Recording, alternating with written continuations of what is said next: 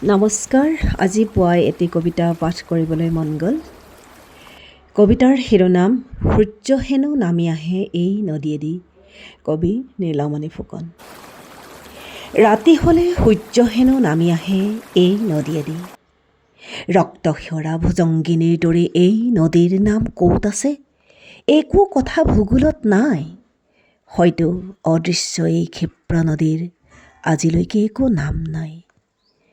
মাজনিশা সাৰ পালে উঠি আহি চাবা দূৰণিলে, এটা অতিকায় দীঘলীয়া সপোনৰ মকৰাৰ দৰে এটি চকু, সেউজীয়া মৰা এটি মাছৰ পিঠিত উঠি কেনেকৈ এই নদীয়েদি উটি উটি যায়।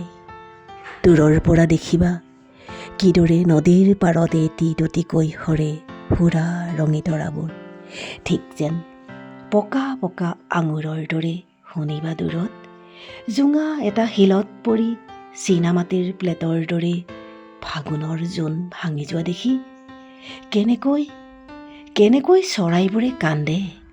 হঠাতে আকাশখনে চোকা তৰোৱালৰ ধাৰৰ দৰে নামি অহা যেন লাগিলে তোমাৰ চুলিবোৰ আনি মাথো চকু মুখ অন্ধকাৰ কৰি দিবা।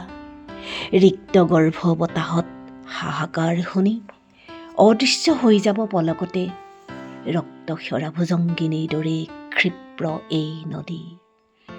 ভয় খালে চাবা মিছা হৈ যাব। এতিয়াও নিশা আছে, সূৰ্যই কথা ক'ব, সূৰ্যই এটা আমাক উত্তৰ দিব। ধন্যবাদ। ভুল হ'লে ক্ষমা কৰিব।